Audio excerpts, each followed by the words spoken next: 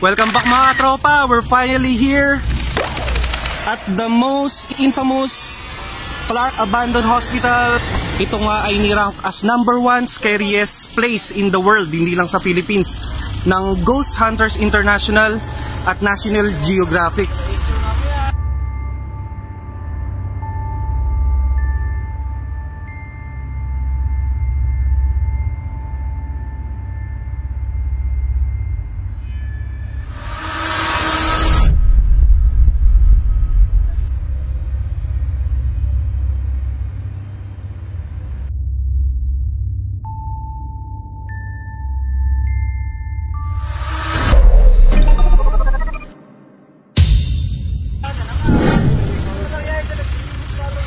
Ito na yata yung sinasabi nila na emergency room.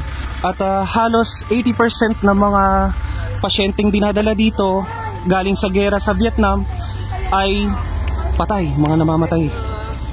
Kaya napaka-historic talaga ng lugar na to. Ganda, no? Yung construction niya, para siyang bakal pero kahoy yan gawa. Napanood kasi natin sa mga nagba-vlog dito. Tinuktok nila yan eh. Oo nga, style siya, bilog-bilog na napaka-creepy creepy ng design. Tapos yung niya, emergency exit papuntang rooftop. Kapag yung parang fire exit siya. Ayan, may emergency ladders. Ayan. Ito nga yung emergency room ng Clark Abandoned Hospital. 80% ng mga dinadala dyan galing sa Vietnam War, patay or namamatay. Mga terminally ill na mga galing sa Vietnam War. Pinatayo ito noong 1960 ng US Armed Force or USAF. Nagsara to nung pumutok yung bulkang Pinatubo noong 1991. Hindi na siya na-renovate. Ang kinakatakutan nga dito yung morgue doon sa baba.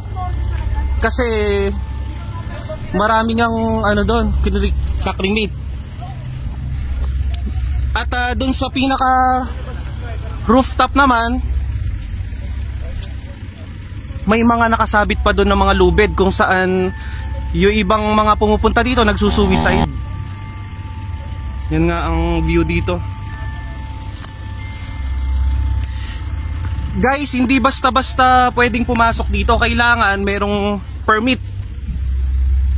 Kung magsa-selfie lang, pwede naman dito sa labas.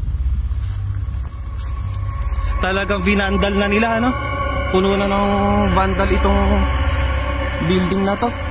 Sayang. At bago nga pala kayo pumunta dito, magdasal din tayo para doon sa mga hindi matahimik na kaluluwa dito. May mga nagpapakita dito, may mga anino nga daw. Yung mga nagtatago dito sa walls. May mga butas din dito, kaya ingat. Andito nga yung mga nakuhanan ni Kabayan Noli de Castro, yung merong painting ng demonyo, tapos yung may mga nakalagay na help, ganun. Tabi-tabi po. Tabi-tabi po. Panalangin natin yung mga kaluluwa dito na di matahimik. Alalim pala yan. Andito sa baba yung morgue. Yung tinatatakutang morgue nandito sa baba. Yung hospital nga pala na to, isa sa pinakamalaking hospital nung time na yon sa buong Asia. Sayang talaga na di na-renovate Talagang pinabayaan na nila kasi yung cost. 'Di ba yung US ang magpapagawa kasi sila yung yung may base dito dito sa Clark Meron nga daw nagpapakita dyan kapag hinabol mo, mahuhulog ka doon sa butas. Kaya ingat-ingat, kailangan ng permit dito at saka kailangan ng tour guide kapag magpupunta ka dito. Yung mga nagva-vlog dito, kapag yung nagsasalita silang ganyan, may sumasabay. Ngayon, hindi nila naririnig. Kapag ine-edit na nila, doon pumapasok yung sound. Merong mga naririnig dito, may mga English speaking pa nga daw. Kasi nga, di ba yung mga sundalo na galing ng Vietnam War, ang naririnig nila, help, I don't wanna die. Ganun yung mga sinasabi. Meron din dito yung may ni-rape daw, tsaka inihulog do sa butas. Ngayon, hinahanap niya yung, yung pumatay sa kanya. Ngayon, yun yung nagpapakita dito ng Black Lady. Sa sobrang galit niya, Hindi na siya, akala niya nandito pa yung pumatay sa kanya. O, ginagambala niya yung mga pumupunta dito. Merong mga nag-vlog na dito sila natulog sila Bon Ordonia. Tapos alas 3 na madaling araw, hindi na sila makalabas, natatakot sila.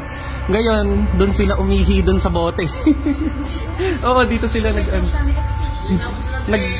nag-tent, meron silang tent na ganon, tapos doon sila naglalaro ng chess. Dito sila nagpaumaga. Parang may nakita na nga akong ulo, so guys, ingat-ingat lang. Kailangan meron kang kasama na pamilyado talaga tong lugar.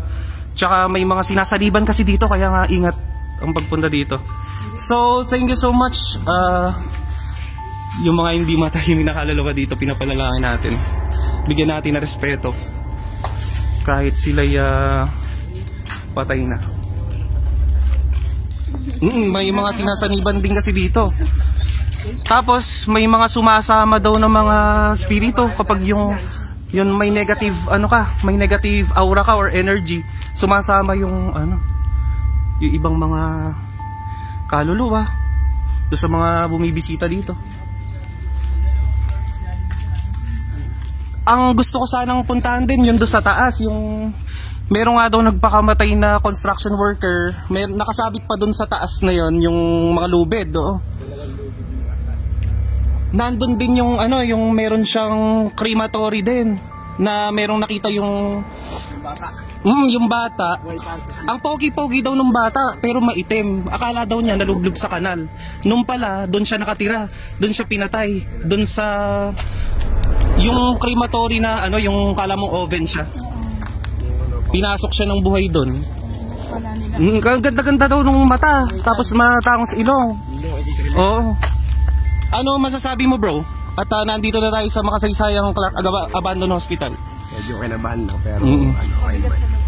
Oo, mabigat sa loob, sayang hindi na renovate. Pinamahayan na rin siya ng elementals, hindi lang doon sa mga nasawi dito. Tingnan mo yung may lubid akong impali doon na yung andun pa siya, intact pa, hindi nila tinatanggal. May time meron doon, wala namang hangin, may gumagalaw kayo sa loob. Ay, meron ba? Nakita mo? May nakita akong, guys, hindi lang ako hindi ko lang sinabi kanina, may nakita akong ulo doon sa yun siguro yung sinasabi nila na. Tsaka gumagalaw yung Dapat lahat ng gagalaw, no? Gumagalaw yung linya. Actually, walang hangin dito, guys. Gumagalaw yung linya.